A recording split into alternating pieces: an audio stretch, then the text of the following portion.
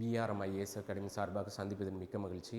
இன்றைக்கி நம்ம என்ன பார்க்க போகிறோம் அப்படின்னு கேட்டாங்கனாக்க, இப்போ சட்ட மேலவை உள்ள மாநிலங்கள் எத்தனை இருக்குது அப்படின்னு ஒரு வேளை கேட்டாங்க அப்படின்னா 6 மாநிலங்கள் இருக்குது. சட்ட மேலவை உள்ள மாநிலங்கள் எத்தனை அப்படின்னு பார்த்தோம்னா 6 இருக்குது.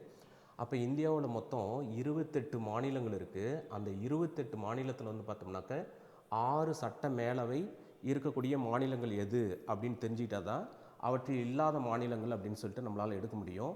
அதுக்கு ஒரு ஷார்ட் ஃபார்ம் இருக்குது பாருங்கள், கேடி அம்பு அப்படின்னு சொல்லிட்டு ஞாபகத்தில் வச்சுக்கணும். கேடி அம்பு அப்படின்னு மட்டும் ஞாபகத்தில் வச்சுக்கிடுங்க. இது எப்படி எடுக்கணுன்னாக்க பாருங்கள், கர்நாடகா, தெலுங்கானா, ஆந்திர பிரதேசம், மகாராஷ்டிரா, பீகார், உத்தரப்பிரதேசம் அப்படின்னு சொல்லிட்டு நம்ம எடுத்துடலாம்.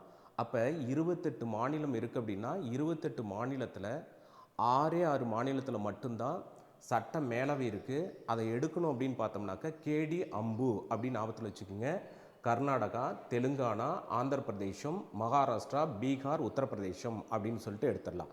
இது எப்போ சார் யூஸ்ஃபுல்லாக இருக்கும் அப்படின்னு பார்த்தோம்னாக்க, சட்ட மேலவை உள்ள மாநிலங்கள் எது அப்படின்னு கேட்கலாம், அல்லது சட்ட மேலவை இல்லாத மாநிலங்கள் எது அப்படின்னு கேட்கும்பொழுது இது ரொம்ப யூஸ்ஃபுல்லாக இருக்கும். அதனால் ஷார்ட் ஃபார்ம் வந்து பார்த்திங்கன்னா கேடி அம்பு அப்படின்னு ஞாபகத்தில் வச்சுக்கணும். இது மாதிரி நிறையா ஷார்ட் ஃபார்ம்ஸ் நம்ம விஆர்எம் ஐஏஎஸ் அகாடமி சார்பாக போட்டிருக்கிறோம். உங்களுக்கு வேணும் அப்படின்னு கேட்டிங்கன்னா ஒரு 176 ஷார்ட் ஃபார்ம் நம்ம போட்டிருக்கோம். அதை நீங்கள் பார்த்து பயனடையலாம். மிக்க நன்றிங்க.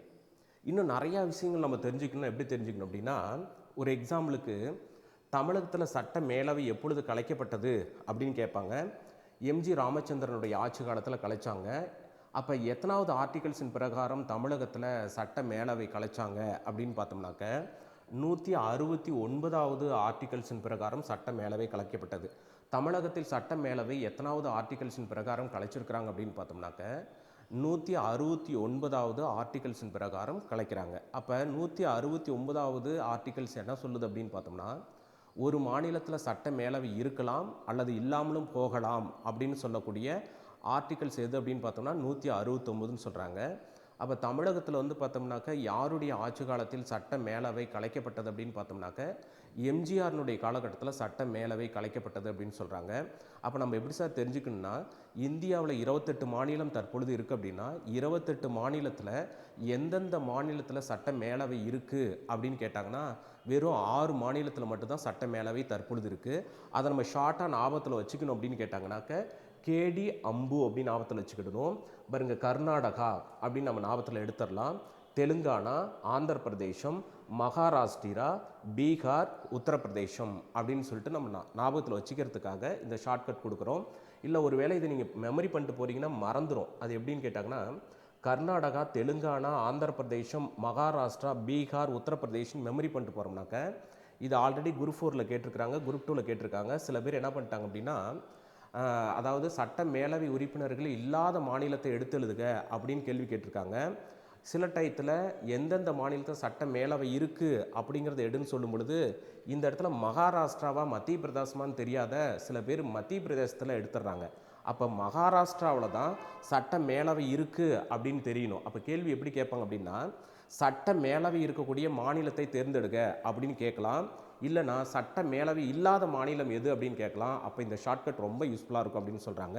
இன்னும் 2-3 விஷயத்தை நம்ம கேட்டிருக்கிறாங்க. அது எப்படின்னு கேட்டாங்கன்னா, தமிழகத்தில் சட்ட மேலவை எந்த ஆர்டிகல்ஸின் பிரகாரம் கலைக்கப்பட்டது அப்படின்னு கேட்டாங்கன்னா 169வது ஆர்டிகல்ஸின் பிரகாரம். ஒருவேளை எந்த ஆண்டு கலைக்கப்பட்டது அப்படின்னு கேட்டாங்கன்னாக்க 1986ல் கலைச்சாங்க.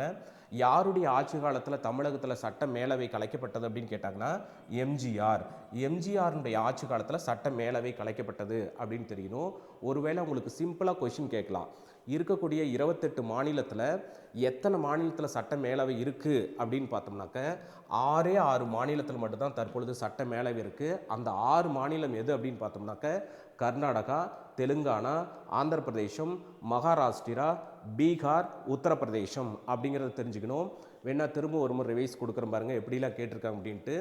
இந்தியாவில் இருக்கக்கூடிய 28 மாநிலத்தில் எத்தனை மாநிலத்தில் சட்ட மேலவை இருக்குது அப்படின்னு கேட்டாங்கன்னா 6 மாநிலத்தில் இருக்குது. அப்போ எந்த ஆண்டு தமிழகத்தில் சட்ட மேலவை கலைக்கப்பட்டது அப்படின்னு கேட்டாங்கன்னா 1986ல் கலைக்கப்பட்டது. யாருடைய ஆட்சி காலத்தில் சட்ட மேலவை தமிழகத்தில் கலைக்கப்பட்டது அப்படின்னு பார்த்தோம்னா எம்ஜிஆர்னுடைய ஆட்சி காலத்தில் சட்ட மேலவை கலைக்கப்பட்டது அப்படி சொல்கிறாங்க. எத்தனாவது ஆர்டிகல்ஸின் பிரகாரம் தமிழகத்தில் சட்ட மேலவை கலைக்கப்பட்டது அப்படின்னு பார்த்தோம்னா 169வது ஆர்டிகல்ஸின் பிரகாரம் சட்ட மேலவை கலைக்கப்பட்டது அப்படி சொல்கிறாங்க. எதனால் தமிழகத்தில் சட்ட மேலவை கலைக்கப்பட்டது அப்படிங்கிறதையும் பார்த்து வச்சுக்கிட்டணும். ஒரு எக்ஸாம்பிளுக்கு பார்த்தோம் அப்படின்னு கேட்டால், இப்போ தமிழ்நாடு அப்படின்னு இருக்குன்னா முன்பு 1986க்கு முன்பு 2 அவைகள் இருந்தது. அந்த 2 அவைகள் எப்படி இருந்தது அப்படின்னா, ஒரு பக்கம் நம்ம பார்த்திங்கன்னா எம்எல்ஏ அப்படின்னு சொல்லுவோம், மெம்பர் ஆஃப் லெஜிஸ்லேட்டிவ் அசம்பிளி அப்படின்னு சொல்லுவாங்க. இன்னொரு பக்கம் அப்படின்னு பார்த்தோம்னாக்கா சட்ட மேலவை உறுப்பினர்களை எம்எல்சின்னு சொல்லுவாங்க, மெம்பர் ஆஃப் லெஜிஸ்லேட்டிவ் கவுன்சில் அப்படின்னு சொல்லுவாங்க. இதிலிருந்து நிறைய கேள்வி கேட்டிருக்காங்க உங்களுக்கு. அப்போ தமிழகத்தில் முதல்ல எம்எல்சியாக இருந்த பெண்மணி யார் அப்படின்னு கேட்டாங்கன்னா முத்துலட்சுமி ரெட்டி. அப்போ எம்எல்சியாக இருந்த பெண்மணி யார் அப்படின்னா முத்துலட்சுமி ரெட்டி. அப்போ இதுலேருந்து நமக்கு என்ன தெரியுதுன்னா, தமிழகத்தைச் சேர்ந்த முத்துலட்சுமி ரெட்டி அவர்கள் முதல்ல அவங்க மருத்துவராகவும் இருந்திருக்கிறாங்க. அது மட்டும் இல்லாமல் சென்னையினுடைய துணை மேயராகவும் இருந்திருக்கிறாங்க. தமிழகத்தில் ஒரு எம்எல்சியாக இருந்திருக்காங்க. எம்எல்சி அப்படின்னு கேட்டாங்கன்னா ஒருவேளை அப்ரிவேஷனில் மெம்பர் ஆஃப் லெஜிஸ்லேட்டிவ் கவுன்சில் அப்படின்னு அர்த்தம். அப்போ ஒரு காலகட்டத்தில் தமிழகத்தில் சட்டமன்றம்னு இருந்திருக்கு, சட்ட மேலவைன்னு இருந்திருக்கு. ஆனால் தற்பொழுது பார்த்தோம்னாக்க சட்டமன்றம் மட்டும்தான் இருக்குது, சட்டமன்ற மேலவை இல்லை அப்படிங்கிற விஷயத்தையும் நம்ம தெரிஞ்சு வச்சுக்கிடணும். அப்போ இந்த கேட்டகரியில் இந்தியாவில் 28 மாநிலம் இருக்குது அப்படின்னு கேட்டிங்கன்னா, இருக்கக்கூடிய 28 மாநிலத்தில் தற்பொழுது 6 மாநிலத்தில் மட்டும்தான் சட்டமன்ற மேலவை இருக்குது. அப்போ சட்டமன்ற மேலவைக்கும் சட்டமன்றத்துக்கு என்ன சார் வித்தியாசம் அப்படின்னா, மக்களால் தேர்ந்தெடுக்கப்பட்டு நேரடியாக எம்எல்ஏ ஆகக்கூடியவங்க யார் சார் அப்படின்னு கேட்டாங்கன்னா சட்டமன்றத்தில் இருப்பாங்க. அப்போ மறைமுக தேர்தலில் தேர்ந்தெடுக்கப்படுறவங்க யார் அப்படின்னு கேட்டாங்கன்னா எம்எல்சி அப்படின்னு சொல்லுவாங்க, சட்டமன்ற மேலவை உறுப்பினர்களாக இருப்பாங்க. இதில் நம்ம எப்படி சார் தெரிஞ்சுக்கணும் அப்படின்னா, அப்போ சட்டமன்றத்தில் போட்டியிடணும் அப்படின்னு கேட்டிங்கன்னா எம்எல்ஏ ஆகுவதற்கு, சட்டமன்ற உறுப்பினர் ஆகுவதற்கு தகுதிகள் என்ன சார் இருக்கணும் அப்படின்னா, இந்திய குடிமகனாக இருக்கணும், ஒரு மாநிலத்தில் 25 வயது நிறைந்த ஓட்டுரிமை உள்ளவராக இருக்கணும் அப்படின்னு சொல்கிறாங்க. அப்போ 25 வயது நிறைஞ்சவர் சட்டமன்ற உறுப்பினர் ஆகலாம். அப்போ சட்டமன்ற மேலவை உறுப்பினர் ஆகணும் அப்படின்னு கேட்டாங்கன்னா 30 வயது நிறைந்தவர் தான் இதில் போட்டியிட முடியும் அப்படிங்கிறதையும் பார்த்துக்கணும். அப்போ சட்டமன்றத்துக்கு போகணும் அப்படின்னா மக்களால் நேரடியாக தேர்ந்தெடுக்கப்படுவார்கள். சட்டமன்ற மேலவைக்கு அப்படின்னாக்க மறைமுக தேர்தல் முறை அப்படிங்கிற விஷயத்தையும் நம்ம தெரிஞ்சு வச்சுக்கணும். அப்போ இவ்வளோ விஷயம் தெரிஞ்சிருக்கும் போது தான் இதில் ஒரு கொஷின் அடிக்கலாம். மீண்டும் நான் சொல்கிறேன் பாருங்கள், சட்டமன்ற மேலவை எத்தனை மாநிலத்தில் இருக்குன்னா 6 மாநிலத்தில் இருக்குது. அப்போ அந்த 6 மாநிலத்தை எப்படி ஷார்ட்டாக தெரிஞ்சுக்கினா கேடி அம்பு அப்படின்னு மட்டும் ஞாபகத்தில் வச்சுக்கோங்க. கே அப்படின்னு கேட்டினா கர்நாடகா, டி அப்படின்னா தெலுங்கானா, ஏ அப்படின்னு கேட்டினா ஆந்திர பிரதேசம், எம் அப்படின்னா மகாராஷ்டிரா, பி அப்படின்னா பீகார், யூ அப்படின்னா உத்தரப்பிரதேசம் அப்படின்னு சொல்லிட்டு அடிச்சிடலாம். இந்த இடத்துல எப்படி கேள்வி கேட்டாலும் உங்களுக்கு அடிக்கிற மாதிரி இதை நம்ம சொல்லி கொடுத்துருக்கோம். இது மாதிரி விஆர்எம் ஐஏஎஸ் அகாடமியில் நிறையா இன்ஃபர்மேஷனை யூடியூப்லேயும் உங்களுக்கு ஷார்ட்ஸாகவும் ஷார்ட் ஃபார்ம் நிறையா போட்டிருக்கிறோம். இது மிக பயனுள்ளதாக உங்களுக்கு இருக்குன்னு நம்புகிறோம். மீண்டும் சந்திக்கலாம். ரொம்ப நன்றி.